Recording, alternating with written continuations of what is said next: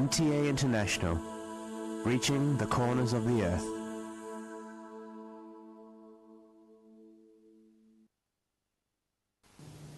Coming up next is the Friday sermon of Hazrat Khalifatul Masih IV, Mirza Tahir Ahmad Sahib, Imam and the head of the worldwide Ahmadi Muslim community. اب حضرت مرزا طاہر احمد صاحب خلیفۃ المسیح رابع امام جماعت احمدیہ ایدہ اللہ تعالی بنصر لذیذ کا خطبہ جمعہ ہوگا. حبیبنا صلی علی محمد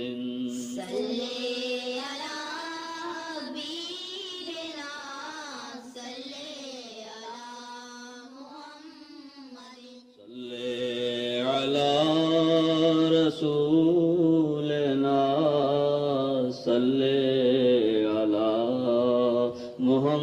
محمد صلی علی رسولنا صلی علی محمد صلی علی محمد صلی علی محمد صلی علی محمد صلی علی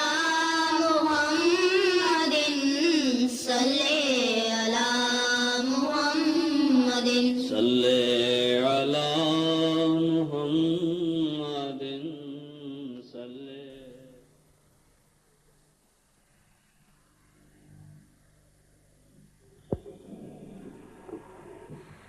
أشهد أن لا إله إلا الله وحده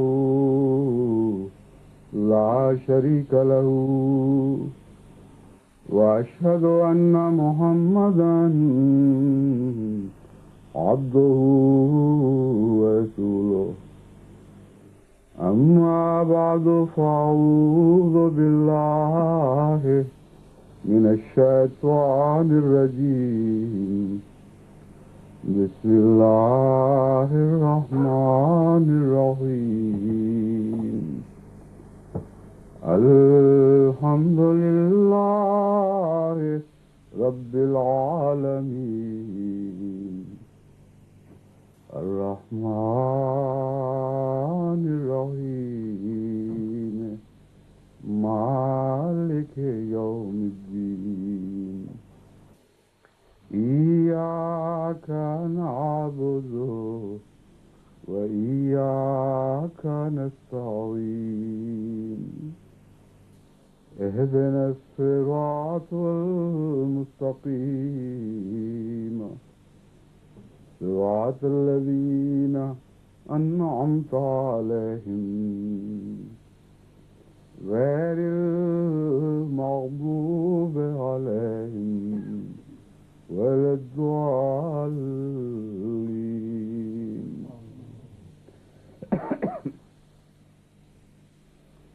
آج کا جمعہ میں اور میرے سفر کے ساتھی جماعت آئرلینڈ کے ساتھ ایک قصبے گولوے میں ادا کر رہے ہیں. نئی صدی کے پہلے سال کا یہ میرا پہلا سفر ہے جو آئرلینڈ یعنی جنوبی آئرلینڈ کے لیے اختیار کیا گیا. اس سفر کی تقریب خصوصیت کے ساتھ اس لیے پیدا ہوئی کہ یہاں خدا تعالیٰ کے فضل کے ساتھ جماعت احمدیہ کا پہلا مشن ہاؤس ایک بنی بنائی عمارت کی صورت میں خریدا گیا. جماعت کی خواہش تھی کہ اس مشن ہاؤس کا افتتاح میں خود باقاعدہ طور پر کرواؤں، اور حسن اتفاق سے جن دنوں میں یہ صورت ممکن تھی یہ آئندہ جماعت کی دوسری صدی کے ابتدائی ایام تھے، اور خدا تعالیٰ کے فضل سے یہ اس صدی کا دوسرا خطبہ ہے جو میں اس نئی جماعت میں دے رہا ہوں. اس ملک کے حالات کے متعلق مختصراً میں دنیا بھر کی جماعتوں کو آگاہ کرنا چاہتا ہوں. یہ ایک کیتھولک ملک ہے جس کی بھاری اکثریت رومن کیتھولسزم سے تعلق رکھتی ہے، اور اس پہلو سے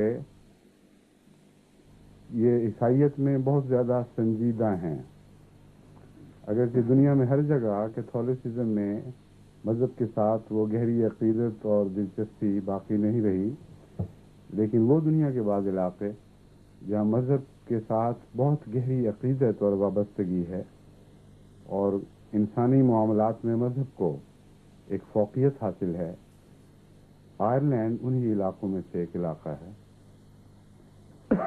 بلکہ بعض لوگوں کا تو یہ خیال ہے کہ آئرلینڈ میں رومن کیتھولسزم اس سے زیادہ عقیدہ اور عمل کی صورت میں ملتا ہے جتنا ویٹیکن کے ارد گرد کے علاقے میں یہ صورتحال دکھائی دیتی ہے۔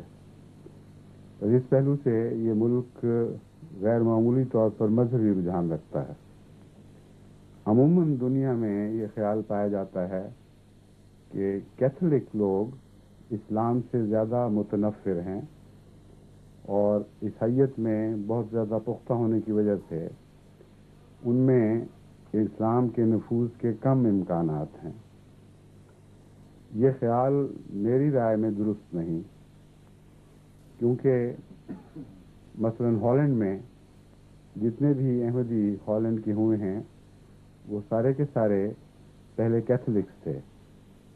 اسی طرح بعض دنیا کے دوسرے ممالک سے جو بیعتوں کی اطلاعیں ملتی ہیں ان سے بھی معلوم ہوتا ہے کہ کیتھولکس میں بھی خدا تعالیٰ کے فضل سے اسلام قبول کرنے کے رجحانات پیدا ہو رہے ہیں۔ خاص طور پر وہ کیتھولک علاقے جہاں مذہب کو اہمیت دی جاتی ہے ان میں چونکہ ابھی تک مذہب کے معاملات میں سنجیدگی موجود ہے، اس لیے وہ غور کرنے کا رجحان رکھتے ہیں۔ باقی دنیا خصوصاً مغربی دنیا مذہب سے اتنا دور جا چکی ہے کہ ان کو مذہب میں بحیثیت مذہب کوئی دلچسپی نہیں، اور اگر آپ کو دلچسپی ہی کوئی نہیں ہوگی اور غور ہی نہیں کریں گے تو مذہب تبدیل کرنے کا سوال ہی پیدا نہیں ہوتا، کیونکہ دراصل ایسے لوگ کوئی مذہب بھی نہیں رکھتے۔ ان کو اگر دلچسپی ہے تو مادہ پرستی میں، اس دنیا کی لذتوں، اس دنیا کی نعمتوں میں ہے اور دنیا کی ترقیات میں ہے۔ اس لیے آپ ان میں سے خواہ بہت سے اچھے اخلاق لوگ والے بھی پائیں، ان کے اخلاق ان کی ذات اور معاشرے تک محدود رہتے ہیں، اور ان کے اخلاق کے نتیجے میں ان کے اندر مذہبی نفوذ پانے کی کوئی راہ آپ کو نہیں ملتی۔ بس اس پہلو سے وہ علاقے جو مذہبی تعصب رکھتے ہیں، یعنی صرف مذہب میں سنجیدہ ہی نہیں بلکہ مذہبی تعصب بھی رکھتے ہیں، وہ بھی اسلام کے نقطۂ نگاہ سے زیادہ اہمیت کے حامل ہیں، کیونکہ وہ کچھ نہ کچھ سوچ وچار تو ضرور کریں گے، غور اور تدبر تو ضرور کریں گے۔ اس علاقے میں یعنی آئرلینڈ میں ایک اور خصوصیت یہ پائی جاتی ہے کہ رومن کیتھولک ہونے کے باوجود اسلام سے نفرت نہیں ہے، اور بالعموم اس قوم کے اخلاق بہت اچھے ہیں۔ اس پہلو سے جیسا کہ بعض لوگوں کا خیال تھا کہ جماعت کو یہاں نفوذ و اختیار کرنے میں دقتیں پیش آئیں گی اور سخت منافرت کا سامنا ہوگا، یہ خیال بالکل غلط نکلا ہے۔ جس علاقے میں ہم اس وقت یہ مشن بنائے ہوئے ہیں، یعنی بنا رہے ہیں آج کل اور مضبوط کرنے کے لیے منصوبے بنا رہے ہیں، اس علاقے کے لوگ بہت ہی خلیق اور انسانی اقدار سے مزین ہیں، بااخلاق لوگ ہیں، اور ہمسایہ ہمسائے کا خیال رکھتا ہے۔ عام دنیا کی انسانی قدریں یورپ میں اس علاقے میں باقی ملکوں کے مقابل پر زیادہ دکھائی دیتی ہیں۔ اسی طرح جو تجربہ مجھے صحافیوں کے ساتھ گفتگو کرنے کا ہوا ہے، میں نے اندازہ لگایا ہے کہ یہاں کے صحافی بھی مخیر ہیں اپنے دل کے لحاظ سے، اور جو باتیں ان کو پسند آتی ہیں ان کو کھول کر دوسروں کے سامنے بیان کرتے ہیں، اور اس بات میں عار محسوس نہیں کرتے کہ ان کے عقیدے کے خلاف اگر کوئی شخص کوئی ٹھوس دلیل پیش کرے تو اسے تسلیم کریں اور اسے دنیا کی نظر میں بھی لے کے آئیں۔ چنانچہ جو پہلا تعارفی مضمون میرے آنے پر یہاں ایک اخبار میں شائع ہوا ہے اسے معلوم ہوتا ہے کہ بہت ہی کھلے دل کے ساتھ اور وسیع نظر کے ساتھ اس لکھنے والے نے جماعت احمدیہ کا مطالعہ کیا اور قطعاً کسی قسم کی کنجوسی سے کام نہیں لیا. مضمون میں نہایت فراخ دلی کے ساتھ جماعت کی اچھی باتیں بیان کی گئیں اور خیر مقدم کیا گیا اور یہ وعدہ کیا گیا کہ اس سلسلے میں آئندہ بھی میں اور مضامین شائع کروں گا. اسی طرح اس سے پہلے ان سے بھی کل ملاقات ہو چکی ہے لکھنے والے سے. اس سے پہلے یہاں ڈبلن میں 2 مقتدر اخباروں کے صحافی تشریف لائے ہوئے تھے. ان سے گفتگو کے دوران بھی میں نے یہ اندازہ کیا کہ یہاں کے لوگ اچھے اور صاف دل ہیں اور دراصل مذہب میں جو چیز زیادہ کام آتی ہے وہ دل کی نیکی ہے اور سعادت ہے. حضرت مسیح موعود علیہ السلام فرماتے ہیں جس کی فطرت نیک ہے آئے گا وہ انجام کار. تو مجھے تو یہاں بہت ہی جوہر قابل دکھائی دیا ہے. میں سمجھتا ہوں کہ اس علاقے کے لوگوں کی فطرت نیک ہے اور اس لحاظ سے میں امید رکھتا ہوں کہ انشاءاللہ تعالی یہ چھوٹی سی جماعت جسے آج ہم یہاں دیکھتے ہیں بڑھنے اور نشو و نما پانے کی صلاحیت رکھتی ہے. یعنی بیرونی لحاظ سے یہ صلاحیت موجود ہے. وہ سرزمین جہاں ہم احمدیت اور اسلام کا بیج بونا چاہتے ہیں وہ زمین باصلاحیت ہے. اب بیج باصلاحیت ہے یا نہیں یہ دوسرا پہلو ہے اور اس پہلو کی طرف میں اس جماعت کو خصوصیت کے ساتھ متوجہ کرنا چاہتا ہوں. آپ میں نوجوان بھی ہیں، بڑی عمر کے بھی ہیں، عورتیں اور بچے بھی ہیں. ایک لمبے عرصے تک آپ لوگوں نے اس ملک میں اس طرح زندگی گزاری کہ ایک باقاعدہ نظام جماعت قائم نہیں تھا اور نظام جماعت کے وسیلے سے آپ تک جماعتی پیغامات نہیں پہنچتے رہے اور اولاد کی تربیت کے سلسلے میں بھی نظام جماعت نے کوئی حصہ نہیں لیا، بلکہ آپ کی مائیں اگر وہ دینی علم رکھتی تھیں انہوں نے حتی المقدور کوشش کی کہ اپنے بچوں کو دین کی راہ پہ قائم رکھیں اور دینی علوم سے آراستہ کریں. لیکن یہ انفرادی کوششیں تھیں اور بالعموم یہاں کے نوجوان ایسے ماحول میں پرورش پاتے رہے ہیں جہاں وہ اعلیٰ اسلامی اقدار سے واقف نہیں ہیں اور بچے بھی جن اسکولوں میں تعلیم پاتے ہیں وہاں چونکہ مسلمان بہت کم ہیں اس لیے ماں باپ کو یہ اندازہ نہیں ہو سکتا کہ کن باتوں کا وہ اثر قبول کر چکے ہیں. یہ وہ خطرات ہیں جن کے پیش نظر مقامی جماعت کو انتظامی لحاظ سے بہت سی ایسی کوششیں کرنی ہوں گی کہ ہماری نوجوان نسلیں نہ صرف سنبھلیں بلکہ دین کے ساتھ ان کی ذاتی محبت پیدا ہو، ایک ذاتی لگاؤ پیدا ہو اور نہ صرف یہ کہ وہ اپنا دفاع کر سکیں بلکہ اسلام کے پیغام کو دوسروں تک پہنچانے کا ایک ولولہ ان کے دل میں پیدا ہو جائے. اندرونی طور پر مضبوطی ہی پیدا نہ ہو بلکہ بیرونی لحاظ سے بھی ان کے اندر مضبوطی اور پیش قدمی کی صلاحیتیں پیدا ہو جائیں.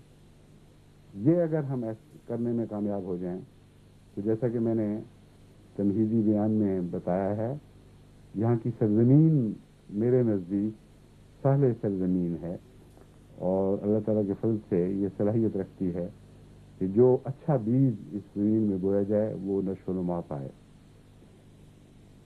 آئرلینڈ میں میرے علم میں ابھی تک کوئی مرد تو ایسا نہیں جس نے اسلام قبول کیا ہو، لیکن بعض خواتین ایسی ہیں جنہوں نے اسلام قبول کیا اور اگرچہ آغاز میں اس کا ذریعہ ان کی شادیاں بنی لیکن محض اس لیے وہ مسلمان نہیں ہوئی کہ کسی احمدی مسلمان سے ان کی شادی ہوئی تھی بلکہ پورے غور اور تدبر کے بعد لمبے عرصے تک اسلام کی چھان بین کے بعد پھر انہوں نے یہ قدم اٹھائے. ایسی 2 خواتین کو میں ذاتی طور پر جانتا ہوں، ایک موریشس میں ہیں اور ایک انگلستان میں تھیں. اب مجھے معلوم نہیں کہ وہیں ہیں یا کہیں اور چلی گئی ہیں، لیکن خدا کے فضل سے دونوں کا دینی معیار نہایت بلند اور ایسا بلند تھا کہ میں اس سے غیر معمولی طور پر متاثر ہوا. اپنے بچوں کی تربیت کے لحاظ سے بھی وہ نہایت اچھی مائیں بنی ہوئی تھیں اور مجھے امید ہے کہ ہمیشہ اچھی مائیں بنی رہیں گی. ان کی اولاد میں بھی خدا تعالیٰ کے فضل سے سلسلے کے ساتھ غیر معمولی اخلاص کے آثار نظر آتے تھے. اور ایک خاتون جو آئرلینڈ میں جو ماریشس میں رہتی ہیں، ان کا ایک بچہ تو واقعی زندگی ہے اور اس وقت خدا تعالیٰ کے فضل سے بیلجیم کا مبلغ ہے اور بہت ہی غیر معمولی صلاحیتیں رکھنے والا نوجوان ہے. نہایت مخلص، فدائی، دین کا عاشق، نمونے کے لحاظ سے ایک پکا اور خالص مسلمان. تو اس لیے میں جو اندازے لگا رہا ہوں یہاں کے جوہر قابل کے متعلق، وہ اندازے محض نظری نہیں ہیں بلکہ ان نظری اندازوں کو تجربے نے تقویت بخشی ہے. بس اگر یہاں کی بعض خواتین اسلام قبول کرنے کے بعد جلد تیزی کے ساتھ اسلامی اقدار میں ترقی کر سکتی ہیں تو یہاں کے مردوں میں بھی یقیناً یہ جوہر موجود ہوگا. صرف رابطے کی ضرورت ہے. اور اب میرے آنے کے نتیجے میں اخبارات میں جو احمدیت کے ذکر چلیں گے اور چل چکے ہیں، ان سے استفادہ کرنے کی ضرورت ہے. ہم بعض دفعہ بعض کامیابیوں سے خوش ہو کر ان کامیابیوں کے مزے لینے لگ جاتے ہیں اور یہ بھول جاتے ہیں کہ وہ کامیابیاں وقتی مزوں کی خاطر نہیں بلکہ اس خاطر خدا تعالیٰ عطا فرماتا ہے کہ ان کے سائے میں ہم آگے بڑھیں اور ان سے استفادہ کر کے مستقل طور پر ان علاقوں میں نیک اثرات قائم کریں. اب اگر میں یہاں 2-3 دن کے بعد واپس چلا گیا جیسا کہ ارادہ ہے، تو یعنی 2-3 دن یہاں گزار کر واپس چلا جاؤں گا جیسا کہ ارادہ ہے، تو یہ نہ ہو کہ میرے جانے کے بعد آپ کی چھوٹی سی جماعت اسی لطف میں گمسم رہے اور مگن رہے کہ چھوٹی سی جماعت ہے لیکن اس کے باوجود خدا تعالیٰ نے اتنا بڑا فضل فرمایا، اتنے تذکرے ہوئے، ایسے اچھے مضامین اخبار میں آئے، ایسے اچھے لوگوں سے ہمارے رابطے بڑھے اور یہ سمجھیں کہ بس یہی فضل یہیں تک تھا. حالانکہ یہ فضل اس نوعیت کا فضل ہے جس کے نتیجے میں آپ کو آگے بڑھنے کی قوت عطا ہوئی ہے. اس کے نتیجے میں بہت سے لوگ آپ کی بات سننے پر آمادہ ہو جائیں گے. اگر آپ نے میرے جانے کے بعد ان سے رابطہ نہ رکھا اور ان کی جو طلب کی پیاس بھڑکی ہے اسے آسمانی پانی مہیا کر کے سیراب کرنے کی کوشش نہ کی تو یہ پیاس بھی زیادہ دیر باقی نہیں رہے گی. ان کی توجہات زندگی کے دوسرے پانیوں کی طرف منتقل ہو جائیں گی، پیاس کی نوعیتیں بھی بدل جائیں گی اور چند دن کے تذکرے کہانیاں بن کر آپ کی تاریخ میں باقی رہ جائیں گے اور کوئی ٹھوس فائدہ جماعت کو نہیں پہنچے گا. اس لیے یہ وقت ہے کہ فوری طور پر یہاں کی جماعت تیاری کرے اور وسیع پیمانے پر ان لوگوں سے رابطے قائم کرنے کی اسکیمیں بنائی جائیں.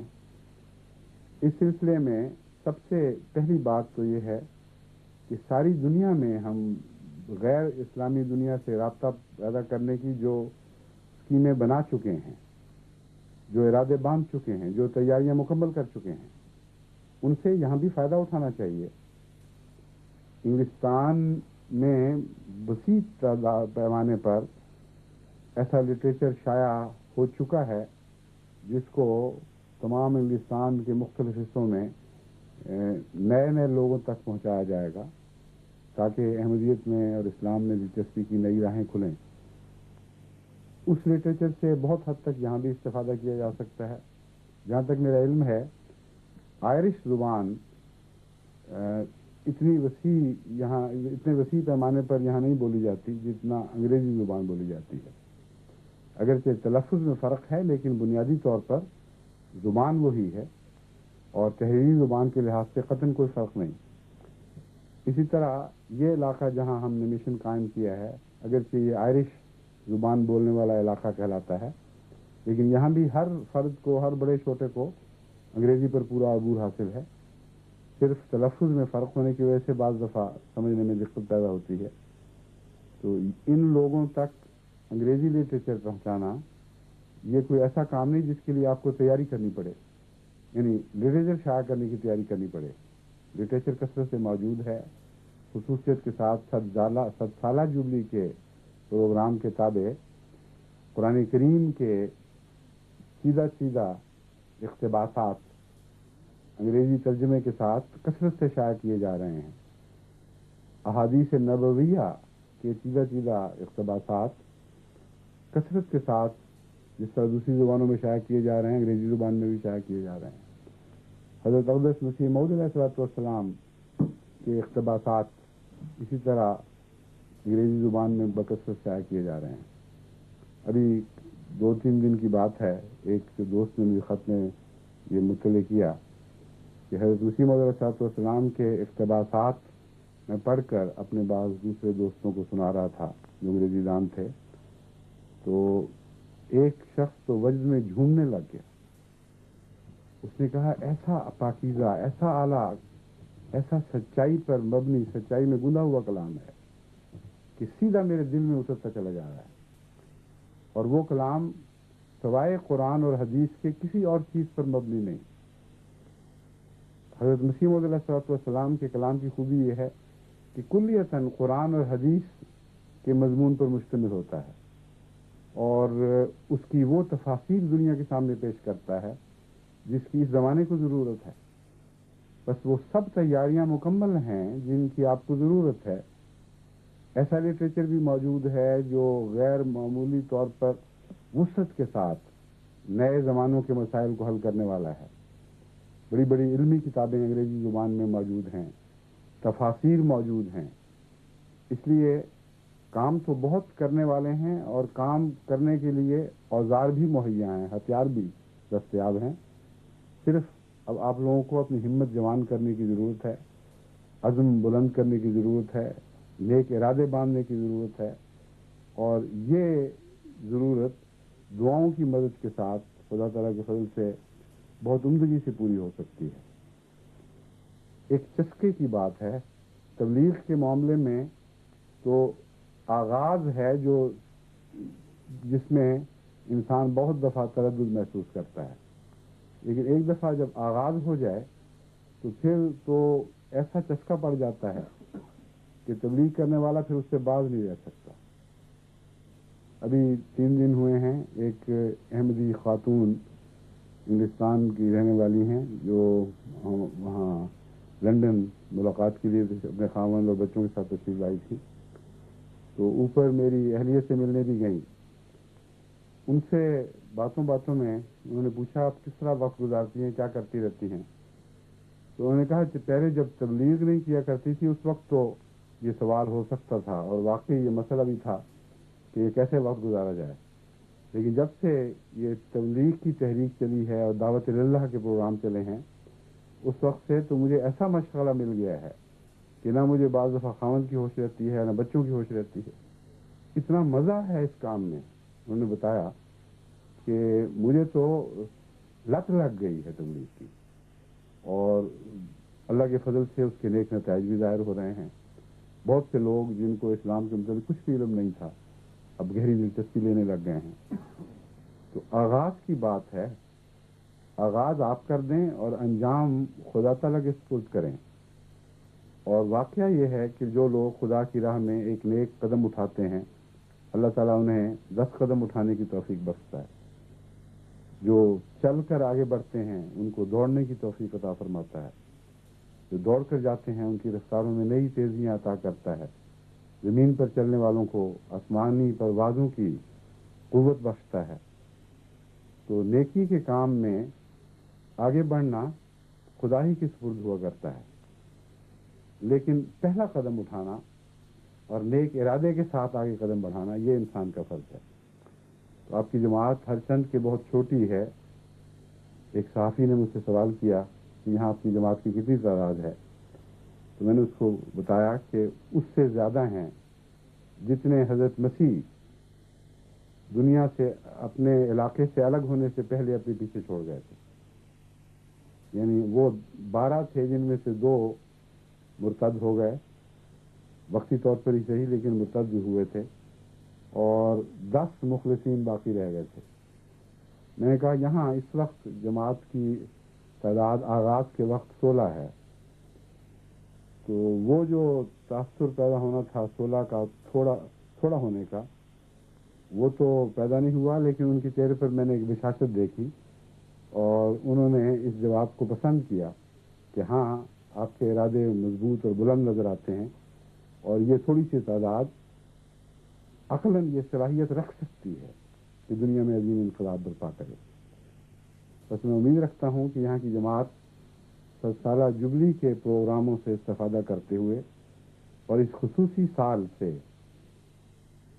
اور اس سال کے پروگراموں سے فائدہ اٹھاتے ہوئے وہ کام شروع کر دے گی جو آج سے 10 سال پہلے تک یہاں رہنے کے باوجود وہ نہیں کر سکی. تو اس افتتاح کو جو آج میں کر رہا ہوں، اسے رسمی افتتاح نہ رہنے دیں، بلکہ ایک ٹھوس اور حقیقی افتتاح بنا دیں.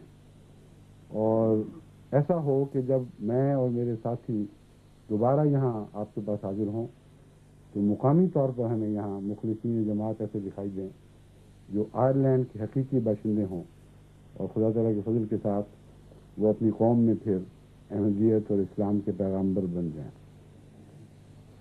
اس ضمن میں باقی دنیا کی جماعتوں سے بھی میں یہ گزارش کرنی چاہتا ہوں کہ یہ سال جس کا آغاز 23 مارچ کو ہوا ہے، یعنی ہماری احمدیت کی دوسری صدی کا پہلا سال، یہ غیر معمولی اہمیت کا حامل ہے.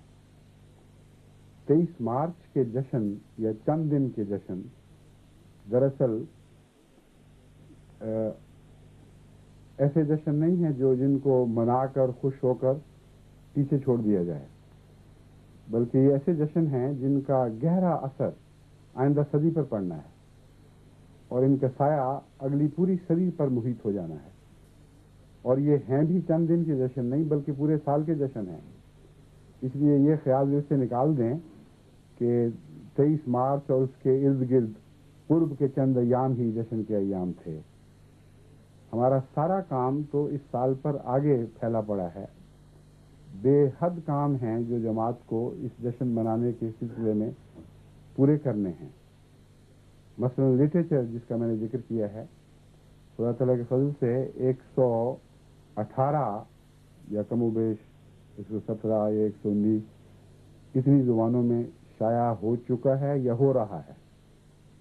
قرآن کریم کے تراجم تو 100 سے زائد زبانوں میں تمام دنیا تک پہنچا دیے گئے ہیں. احادیث کے تراجم جن کو قرآن کریم کے بعد دوسری اہمیت دی گئی، وہ بھی ایک بڑی تعداد میں پہنچائے گئے ہیں، لیکن بہت سا کام ابھی ہونا باقی ہے. یعنی تراجم مکمل ہو چکے ہیں، بعض پریس میں جا چکے ہیں، بعض میں نظر ثانی ہو رہی ہے، لیکن پروگرام یہی ہے کہ انشاءاللہ آئندہ 2-3 ماہ کے اندر تمام قرآن کریم کے تراجم اور تمام احادیث کے تراجم جماعتوں تک پہنچ چکے ہوں گے. اور اسی طرح تیسرے درجے پر حضرت مسیح موعود علیہ السلام کے کلام کے تراجم ہیں. اہمیت کے لحاظ سے چونکہ ان کو تیسرے درجے پر رکھا تھا اس لیے اس میں کچھ تاخیر ہو گئی ہے، لیکن ان کے متعلق بھی مجھے یقین ہے کہ انشاءاللہ اس سال کے پہلے 6 مہینے کے اندر مکمل ہو کر ساری دنیا کی جماعتوں میں تقسیم ہو چکے ہوں گے. اس سلسلے میں ایک پروگرام تو یہ ہے کہ ہم مختلف کتب کے میلوں میں ان کی نمائش کریں، اور اس کے لیے مختلف علاقوں میں مختلف لائبریریوں میں یا کتب کے میلوں میں جگہیں باقاعدہ ریزرو کروائی جا چکی ہیں، اور جماعت اس نمائش میں حصہ لینے کی تیاری کر رہی ہے. ایک ہے مستقل نمائش، یعنی جہاں جہاں اللہ تعالیٰ نے جماعت کو توفیق دی ہے وہاں بڑے ہال تعمیر کر کے یا بڑی بڑی عمارتیں سال بھر کے لیے کرائے پر لے کر ان میں خدا تعالیٰ کے فضل سے اس سارے لٹریچر کی نمائش کا انتظام ہے جو اس صدی کے پہلے سال میں ہمیں کرنی مقصود ہے، اور یہ نمائش بھی انشاءاللہ تعالی جہاں جہاں ہوگی اس کے بڑے نیک اثرات مترتب ہوں گے۔ لیکن کام صرف یہیں تک ختم نہیں ہوگا، کثرت سے ایسا لٹریچر شائع کیا گیا ہے جسے تقسیم کروانا ہے۔ تقسیم کروانے کا کام اس ایک سال کے اندر مکمل ہونا ہے، اور یہ کام معمولی کام نہیں بلکہ بہت بڑا کام ہے اور بڑی حکمت کے ساتھ کرنے والا ہے۔ اس ضمن میں پہلے بھی میں خطبات میں جماعت کو متوجہ کرتا رہا ہوں، لیکن اب آج چونکہ وقت تھوڑا ہے اور بھی باتیں کرنے والی تھیں، لیکن میں صرف اس حصے کو اس وقت لے سکوں گا کیونکہ ہمارے بعد کے کچھ اور پروگرام ہیں، باقی انشاءاللہ بعد میں بیان کرنے کی توفیق ملے گی۔ یہ جو لٹریچر تقسیم کرنے والا حصہ ہے، اس کو جماعتیں دو طرح سے کر سکتی ہیں، یا تو ڈاک کے ذریعے بھجوا دیں اور یا رابطے قائم کر کے خود لٹریچر پیش کریں۔ جہاں تک ڈاک کے ذریعے بھجوانے کا تعلق ہے، اس میں کوئی شک نہیں کہ بہت تیزی کے ساتھ تھوڑے وقت میں آپ ایک ذمہ داری ادا کر سکیں گے، لیکن کچھ پتہ نہیں کہ وہ خط جن تک پہنچیں گے، وہ کتابیں اور رسائل جن تک پہنچیں گے، وہ ان میں کس حد تک دلچسپی کا اظہار کرتے ہیں، پڑھتے بھی ہیں یا نہیں، یا اٹھا کر ردی میں پھینک دیتے ہیں۔ اس لیے ڈاک کے ذریعے جہاں ایک فائدہ ہے وہاں یہ بہت بھاری نقصان بھی ہے۔ کچھ سمجھ نہیں آئے گی آپ کو کہ اس لٹریچر کا کیا بنا، لیکن اگر محنت کریں جماعتیں اور تقسیم کار کریں، نوجوانوں کو بھی شامل کریں، بوڑھوں کو بھی شامل کریں، بچوں کو بھی شامل کریں، اور ترتیب کے ساتھ ایسا پروگرام بنائیں کہ علاقہ علاقہ اس لٹریچر کو ذاتی طور پر پیش کرنے کا پروگرام بنایا جائے۔ اس سلسلے میں کچھ دقتیں ہیں، مثلا تعارف کا نہ ہونا۔ بعض جگہ جماعتیں بہت چھوٹی ہیں، علاقے بڑے وسیع ہیں، کس طرح ان تک پہنچا جائے؟ تو اس مشکل کا حل سوائے اس کے کچھ نہیں کہ جتنی بڑی مشکل ہو اتنا ہی زیادہ حکمت اور تفصیل کے ساتھ منصوبہ بنایا جائے۔ منصوبہ بنانے میں جو آپ وقت خرچ کرتے ہیں اتنا ہی تعمیل سے خرچ بچاتے ہیں۔ یہ ایک بنیادی اصول ہے کہ جتنا محنت اور تفصیل کے ساتھ آپ منصوبہ بنائیں گے اور جتنا اس پر معنی خیز وقت خرچ کریں گے اتنا ہی تعمیل کے وقت آپ کا وقت بچے گا۔ مثلا وہ لوگ جو اچھے انجینئر ہیں وہ عمارت بنانے سے پہلے اس کی ہر ضرورت کا خیال رکھتے ہیں اور اسے سیاہ و سفید میں اعداد و شمار میں اتار کر ایک ایسا وسیع منصوبہ بنا لیتے ہیں کہ کام کرنے والوں کو کسی مرحلے پر بھی دشواری پیش نہیں آتی، یا یہ سوال ان کے سامنے نہیں اٹھتے کہ اس اینٹ کو یوں رکھنا ہے کہ یوں رکھنا ہے، کس رنگ کی اینٹ استعمال کرنی ہے، کس قسم کا سیمنٹ لگانا ہے، اور کہاں پانی کی نالیاں رکھنی ہیں، کہاں بجلی کے لیے سوراخ رکھنے ہیں، کس قسم کی تاریں استعمال کرنی ہیں، وغیرہ وغیرہ۔ تمام تفصیلات ایک منصوبے کی شکل میں وہ طے کر دی جاتی ہیں، اور انجینئرز کو اس پر بڑی محنت کرنی پڑتی ہے۔ بعض دفعہ کئی سال تک بعض عمارتوں کے منصوبے بنتے ہیں اور وہ عمارتیں 6 مہینے کے اندر اندر کھڑی ہو جاتی ہیں، اور نوک پلک درست ہوتی ہے، کوئی خامی نہیں نظر آتی، ہر ضرورت کا خیال رکھا جاتا ہے۔ تو جہاں کام میں دقتیں ہوں وہاں منصوبہ بندی ضروری ہے، اور یہ منصوبہ جس کا میں ذکر کر رہا ہوں یہ ایسا نہیں ہے جو مرکز سے بنا کر وہاں بھجوائے، مختلف جماعتوں کو بھجوایا جائے، کیونکہ یہ منصوبہ ایسا ہے جو اس کا ہر جماعت میں تیار ہونا ضروری ہے۔ آپ قریب سے لوگوں کو دیکھ رہے ہیں، آپ قریب سے مسائل پر نگاہ ڈال رہے ہیں، آپ کو اپنی کمزوریاں اس سے زیادہ معلوم ہیں جتنا مرکز کے علم میں ہیں، اسی طرح آپ کو اپنی طاقتیں بھی زیادہ معلوم ہیں جتنا مرکز کے علم میں ہیں۔ بعض دفعہ ایک چھوٹی جماعت میں خدا تعالیٰ کے فضل سے بہت بڑی طاقتیں ہوتی ہیں، ایسے لوگ ہوتے ہیں جن کے وسیع تعلقات ہوتے ہیں، ایسے دماغ عطا ہوتے ہیں ان کو جن کے اندر خدا تعالیٰ کے فضل سے جوہر قابل موجود ہوتا ہے، لیکن بعض جماعتیں تعداد میں زیادہ ہونے کے باوجود اندرونی کمزوریاں رکھتی ہیں. اس لیے ایسا منصوبہ نہیں ہے، یعنی یہ منصوبہ ایسا منصوبہ نہیں ہے جسے مرکز بنا کر جماعتوں کو بھجوائے.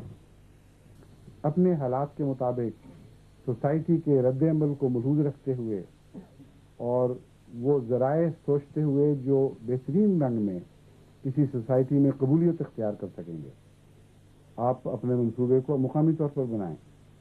بس آئرلینڈ میں بھی یہ منصوبہ اسی طرح بنانا چاہیے جس طرح باقی ملکوں میں بنایا جائے گا. اور چھوٹی چھوٹی جماعتوں میں بھی جو دنیا کے دور دراز علاقوں سے تعلق رکھتی ہیں، لفظ دور دراز تو ہم اس نسبت سے استعمال کرتے ہیں کہ ہمارے یہاں کے مقابل پر دور دراز ہیں، ورنہ تو جس ملک میں آپ بیٹھیں گے وہاں سے دوسرے ممالک دور دراز دکھائی دیں گے.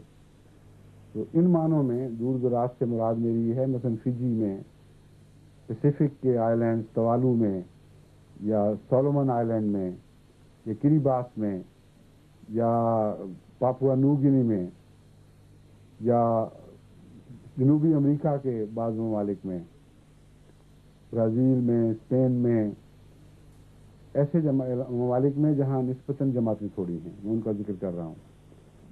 ان سب ممالک میں گہرے منصوبے کے ذریعے اپنی عددی کمزوری کو پورا کرنے کی کوشش کرنی چاہیے. اور مقصود یہ ہمیشہ پیش نظر رہے کہ ہم نے سوسائٹی کے ہر حصے میں نفوذ کرنا ہے. طالب علموں میں بھی نفوذ کرنا ہے، دانشوروں میں بھی نفوذ کرنا ہے، اخبار نویسوں میں بھی نفوذ کرنا ہے، وکلاء میں بھی نفوذ کرنا ہے، تاجروں میں بھی نفوذ کرنا ہے، سیاستدانوں میں بھی نفوذ کرنا ہے، زمینداروں میں بھی نفوذ کرنا ہے، صنعت کاروں میں بھی نفوذ کرنا ہے، لیبر میں بھی نفوذ کرنا ہے، اور مالکان میں بھی نفوذ کرنا ہے. تو جتنے بھی انسانی طبقات آپ کو دکھائی دیتے ہیں ان سب تک اس سال میں ہم نے آئندہ صدی کے لیے بیج بو دینے ہیں. یہ اہمیت ہے اس سال کو. اس لیے جتنے زیادہ سے زیادہ طبقات اور زمینیں آپ پیش نظر رکھیں گے اور جتنا حکمت کے ساتھ وہاں اسلام کا بیج بوئیں گے اتنا ہی زیادہ پھل اگلی صدی میں پیدا ہوگا. بس کچھ کام تو ایسے ہیں جو گزشتہ 100 سال میں ابھر کر ہمارے سامنے آئے. کچھ ایسے منصوبے ہیں جن کی بنیادیں گزشتہ 100 سال میں ہمارے لیے ہم سے پہلے بزرگوں نے رکھی. ان پر جو عمارتیں تعمیر ہوئیں، خدا تعالیٰ کے فضل سے ان عمارتوں کو مزید بلند کرنا ہمارا کام ہے.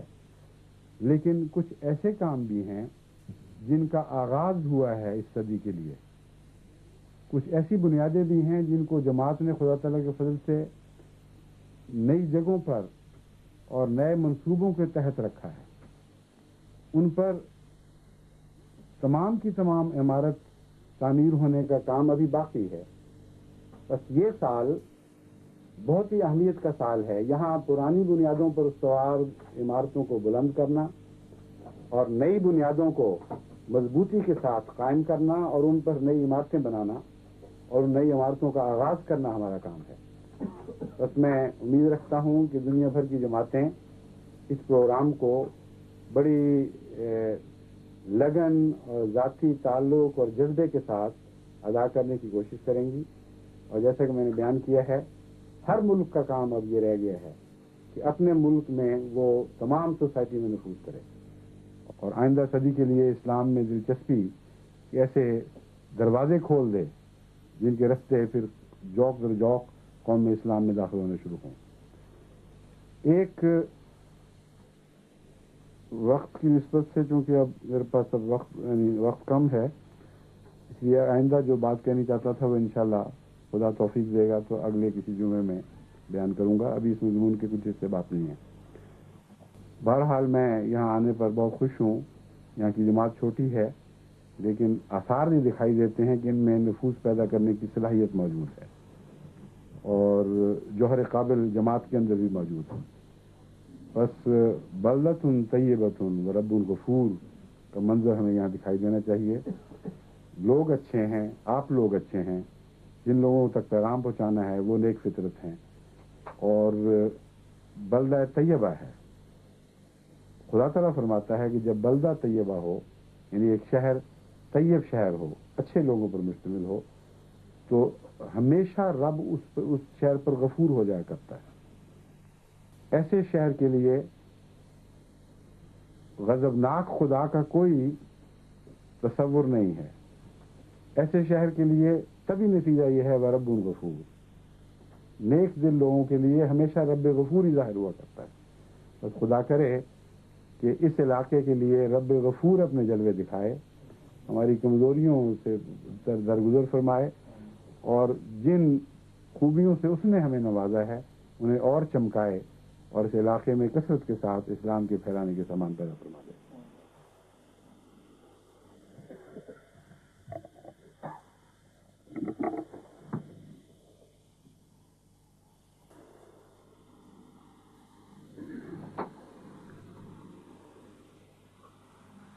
الحمد لله نحمده ونستعينه ونستغفره ونؤمن به ونتوكل عليه ونعوذ بالله من شرور أنفسنا ومن سيئات أعمالنا من يهده الله فلا مضل له ومن يضلله فلا هادي له ونشهد أن لا إله إلا الله وحده لا شريك له ونشهد أن محمدا عبده ورسوله عباد الله رحمكم الله إن الله يأمر بالعدل والإحسان وإيتاء ذي القربى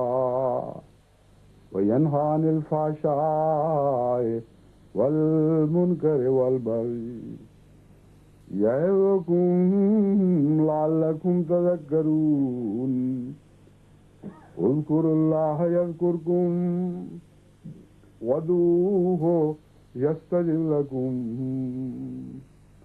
ولذكر الله أكبر